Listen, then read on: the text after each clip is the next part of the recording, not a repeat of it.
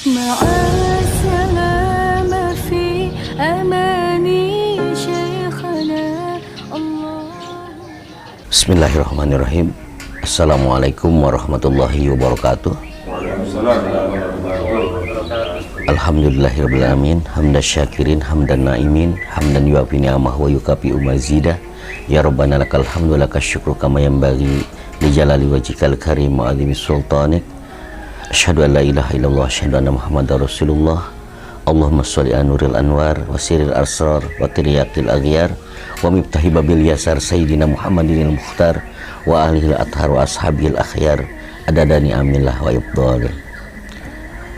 Bapak-bapak yang baik, jamaah Mushola Al-Kautsar yang insya Allah dirahmati Allah Subhanahu wa Ta'ala. Pada pagi hari ini insya Allah kita sama-sama akan belajar tentang apakah kalau kita membaca Al-Fatihah ataupun surat dari Al-Quran yang kita hadiahkan kepada orang yang sudah meninggal itu sampai atau tidak. Apakah kalau kita baca Fatihah itu boleh atau tidak? Sebetulnya ini kan masalah furu'iyah, masalah cabang, bukan masalah usuliyah, bukan masalah yang pokok. Bagi kita sebetulnya tidak masalah ya, tapi ada orang yang kadang-kadang saudara kita yang lain seakan-akan punya sorga sendiri, punya pintu sendiri, seakan-akan dia menjadi panitia sorga, panitia kiamat yang berhak menentukan orang salah atau benar. Sering kali kita dengar, barangkali ada yang senjata paling utama adalah ketika melihat saudaranya yang lain dia keluarkan kata-kata bid'ah. Sedangkan yang kita tahu kullu bid'atin dolalah, setiap sesuatu itu kalau tanpa landasannya adalah sesat. Setiap yang sesat pasti di neraka. Bayangkan kalau kita baca Fatihah buat orang tua kita, ancamannya masuk neraka. Ancamannya neraka, nggak masuk akal menurut saya. Tapi bagi kita, prinsip kita sebagaimana larangan Allah, wala tuzakku anfusakum wallahu a'lamu bi ahlil birri minkum. Ketika kita melakukan sesuatu, jangan pernah merasa kita lebih baik, jangan pernah merasa kita lebih mulia, lebih suci, karena hanya Allah yang tahu di antara kalian siapa yang paling baik amal perbuatannya. Jadi kalau kita sekarang yang biasa mengamalkan Al-Fatihah, jangan menganggap yang tidak Al-Fatihah itu salah atau sesat. Itu hanya masalah keinginan atau kemauan saja ya. Jadi hilangkan kedengkian di antara kita. Kalau ada orang tidak mau tahlilan, jangan kita serang, biarkan saja, itu urusan dia. Tapi sebaiknya, karena mereka selalu minta dalil ya. Nah sekarang pada kesempatan pagi ini, karena minta dalil, seakan-akan yang tahu dalil itu mereka, yang paling nyunnah itu mereka, seakan-akan yang paling tahu sunnah Nabi itu mereka. Pada barang siapa yang berbeda dengan apa, berbeda dengan mereka, seakan-akan berbeda dengan Nabi dan Allah. Ya nggak seperti itu. Kan orang tua kita, guru-guru kita juga semua belajar, bahkan sanadnya menyambung kepada Rasulullah SAW. Nah, ini untuk menenangkan dan menenteramkan hati kita yang biasa membaca Al-Fatihah, baca Yasin. Apakah ada hadisnya?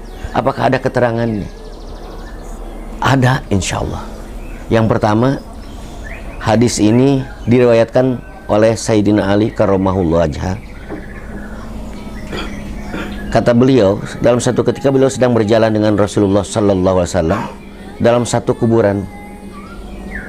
Barang siapa yang melewati kuburan muslim, kemudian dia membaca Qul huwallahu ahad 11 kali dan dihadiahkan kepada mayit yang beriman, maka dia akan mendapat pahala sebagaimana orang yang meninggal di kuburan itu. Saya ulangi ya.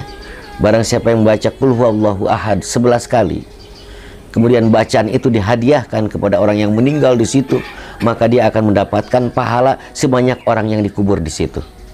Kalau dikuburnya 1000, berarti dia dapat pahala 1000 kebaikan. Itu hadis diriwayatkan oleh Imam Ahmad. Yang kedua datang dari Abu Hurairah radhiyallahu anhu, sama diriwayatkan oleh Imam Ahmad. Barang siapa yang melewati kuburan Islam, kemudian dia membaca Qul huwallahu ahad, membaca Al-Haqqut Takatsur, kemudian pahalanya dihadiahkan buat orang yang beriman di kuburan itu, maka orang yang meninggal itu akan mendapat pertolongan dari Allah Subhanahu wa taala. 2, ya.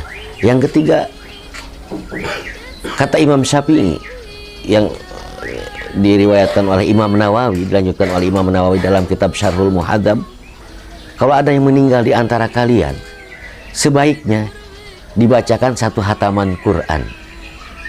Satu hataman Quran, ya, yang pahalanya dihadiahkan buat yang meninggal. Jika seandainya tidak sanggup membaca satu Al-Quran penuh, minimal hatinya Quran. Apa hatinya Quran? Yaitu surah Yasin. Jadi berdasarkan hadis Nabi yang diriwayatkan oleh Abu Dawud, Iqra'u ala mautakum Yasin, bacakanlah surat Yasin terhadap orang yang meninggal di antara kalian. Ya, jadi kalau ada yang meninggal, kalau kita nggak sanggup satu malam, misalkan kita ada yang meninggal di antara kita, semalam kita hatamkan Quran, nggak sanggup kita hatamkan Quran, hatinya Quran, kita hatamkan. Apa itu hatinya Quran? Yaitu surah Yasin. Ya. Selanjutnya ada sahabat namanya Ibnu Umar. Siapa Ibnu Umar? Putranya Sayyidina Umar bin Khattab. Beliau berwasiat ketika mau meninggal, jika seandainya aku meninggal, tolong dibacakan di ujung kepalaku surat ayat kursi, surat Al-Ikhlas di kepalanya, Allahu ahad sama Allahu la ilaha illallah qayyum, dan di kakiku tolong dibacakan 3 ayat terakhir dari surat Al-Baqarah. Apakah beliau ahli neraka? Tidak. Ibnu Umar ini diantara sahabat Nabi yang sering meriwayatkan hadis-hadis Nabi, ya, karena beliau adalah putranya Sayyidina Umar bin Khattab radhiyallahu anhu. Jadi seandainya kalau ada orang minta dalil, ya, itu kita tunjukkan dalil itu. Terakhir barangkali kalau masih nggak percaya sampai atau tidak bacaan Fatihah atau surat Quran kita, nanti kalau ada yang meninggal di antara kita, kirim surat aja, saya bacain Fatihah sampai apa enggak, ya. Ya, tapi menurut saya ini kan masalah ijtihad fiqhiyah. Jadi jangan sampai seakan-akan kita jadi hakim buat orang lain yang berhak menentukan orang salah atau benar.